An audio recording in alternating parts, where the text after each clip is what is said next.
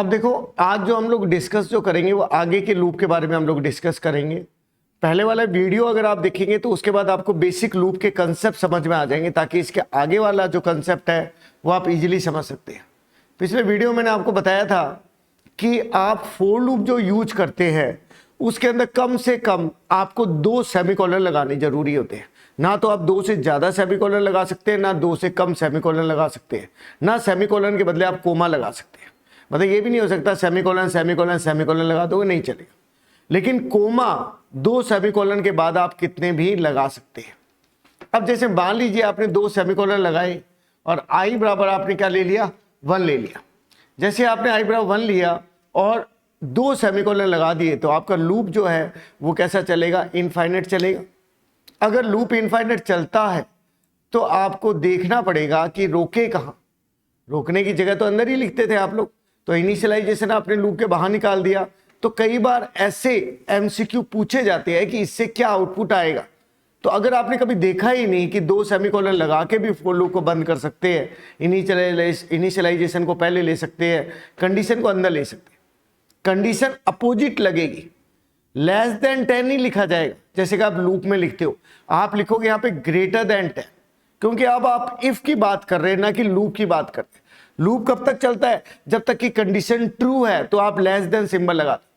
If कैसे बात करता है कि अगर ये यदि ऐसा है तो बाहर निकल जाओ। इट मीन्स अगर आपने क्या कहा, आई अगर ग्रेटर देन 10 है मतलब 9 तक चल जाएगा, लेकिन जैसे ही 10 या 10 से ऊपर निकलेगा तो ये लूप के बाहर आ जाएगा।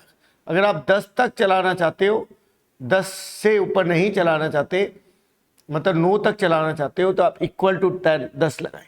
तो जैसे ही 10 होगा तब भी बाहर निकल जाएगा, 9 तक चलेगा।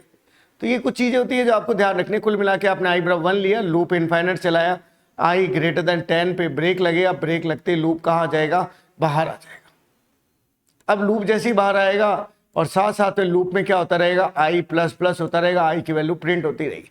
तो ये भी एक तरीका है किसी भी सीरीज को चलाने का। इसी तरीके से एक एग्जाम्पल और मैं आपको बताता हूँ। जैसे मान लीजिए आपने आई बराबर क्या ले लिया, 1 ले लिया, प्रिंटफ आपने वेलकम लिखा, आई बराबर 1 है, आपने जो है प्रिंटफ वेलकम लिखा। तो जब आप प्रिंटफ वेलकम लिखते हो, अगर आप उसकी वैल्यू किसी को असाइन करें, मान लीजिए आप एक्स बराबर प्रिंटफ वेलकम लिखते तो क्या होता। अगर आपने इसके बराबर एक्स इक्वल टू लिखकर और फिर अगर आप प्रिंटफ वेलकम लिखते तो जितने कैरेक्टर वेलकम में होते हैं उतने कैरेक्टर काउंट करके एक्स को असाइन कर देता है। मान ली वेलकम के अंदर हमारे 4 और 3 7 कैरेक्टर है, तो एक्स का रिजल्ट 7 आएगा। अब लेकिन कंप्यूटर की नजर में फोर लूप के अंदर जो भी चीज लिखा जाता है वो 1 माना जाता है। इट मीन्स आई 1 है और प्रिंटफ वेलकम के बदले 7 माना जाएगा। इट मीन्स कंप्यूटर की नज़र में कुछ भी अगर इफ लिखा जाता है तो वो 1 होता है, जैसे मैंने आपको हमेशा बता ही रहा था। तो आई 1 है, लूप भी 1 है, लूप 1 है, ट्रू कंडीशन अंदर जाएगा, अंदर जाएगा, आई प्लस प्लस नहीं करेगा, पहले अंदर जाएगा, अंदर जाएगा तो आई क्या होगा, प्लस प्लस होगा। आई 5 पर जैसे ही आएगा ब्रेक लग जाएगा, मतलब 1 2 3 4 5 तक प्रिंट कर देगा। लेकिन यदि आप कुछ भी नहीं लिखते प्रिंटफ के अंदर, अगर आप खाली छोड़ देते हैं तो कंप्यूटर की नज़र में वो 0 है, वो क्या माना जाएगा, उसका 0 माना जाएगा। अब हम लोग नेक्स्ट जो लूप है वाइल लूप और डू वाइल के बारे में डिस्कस करेंगे। नेक्स्ट जो लूप है वो है वाइल लूप और डू वाइल लूप। किसी भी लूप में 3 भाग होते हैं, हमें पता ही है, चाहे हम लोग फोर लूप की बात करें, चाहे वाइल लूप की बात करें, चाहे डू वाइल। सबसे पहले इनिशियलाइजेशन होता है जहाँ से लूप शुरू होता है, फिर कंडीशन होती है जहाँ पे लूप रुकता है, यानी कि जिसके बाद लूप बाहर हो जाता है, और स्टेप वैल्यू होती है इंक्रीमेंट डिक्रीमेंट। जैसा कि हमने यहाँ पे लिखा आई कितना है, 1 है, आई कब तक चल रहा है, 10 आने तक चल रहा है, और आई में क्या हो रहा है, 1 का इंक्रीमेंट। ए बराबर आप क्या कर रहे हैं, ए प्लस 2 कर रहे हैं, मतलब कुल मिला के लूप जो है वो 1 से 10 चल रहा है, लूप 10 बार क्या हो रहा है, रिपीट हो रहा है। और ए बराबर ए प्लस 2 भी कितनी बार हो रहा है, 10 बार हो रहा है। यानी कि मान के चलो कि 1 3 5 7 9 इस तरह से कितनी बार प्रिंट करेगा, 10 बार। अगर पेपर में एमसीक्यू में ये तो आई बराबर 1 से आई लेस देन इक्वल टू 5 तक चला दे, लेकिन अंदर ए बराबर ए जो मल्टीप्लाई 10 कर दे तो क्या होगा, तो लूप तो 5 बार चलना है, लेकिन उसके अंदर 1 से 10, 10 से 100, 100 से 1000 इस तरह से चलेगा। इसी तरह से a की वैल्यू 1024 ले ले, जैसा कि ये लिखा हुआ है, और लगातार a बराबर a डिवाइडेड 2 करे, 10 टाइम्स करे या 5 टाइम्स करे तो उतनी बार ये माइनस। तो ये सीरीज आपको ढूंढनी पड़ेगी according to condition, according to loop. इसकी तरह से अगर आप इसको आपस में जोड़ना चाहते हैं तो आपको एक नया वेरिएबल की जरूरत पड़ेगी, d equals to D plus A, तो वो सीरीज जुड़ जुड़ के d में चली जाए। और मल्टीप्लाई करना चाहते हैं तो d बराबर d इंटू, मतलब कोई भी एक नया वेरिएबल जो आप दोनों तरफ लिखेंगे, बोथ साइड। लेकिन बस ध्यान ये रखना है कि जब आप मल्टीप्लाइंग करेंगे तो आप 1 लेंगे, और जब आप जोड़ेंगे तो d की वैल्यू 0 लेंगे। अब d बराबर d प्लस ए किया, a की वैल्यू जुड़ जुड़ के किस में जाएगी, d के अंदर, जैसे मैं अभी आपको कह ही रहा था, और a बराबर a प्लस 2 होता रहेगा। लूप कितनी बार चल रहा है, लूप पहले देखिए कि लूप कितनी बार चल रहा है। आपने देखा कि लूप 1 से 5 बार चल रहा है। वापस से दोहराऊंगा कि लूप 1 से 5 बार चल रहा है, और a बराबर a प्लस 2, ये माइनस होगा, सॉरी, a बराबर a माइनस 2, क्योंकि a आपने 10 ले रखा है, तो a बराबर a माइनस 2 भी कितनी बार होगा, 5 बार, मतलब 10, 8, 6, 4, 2।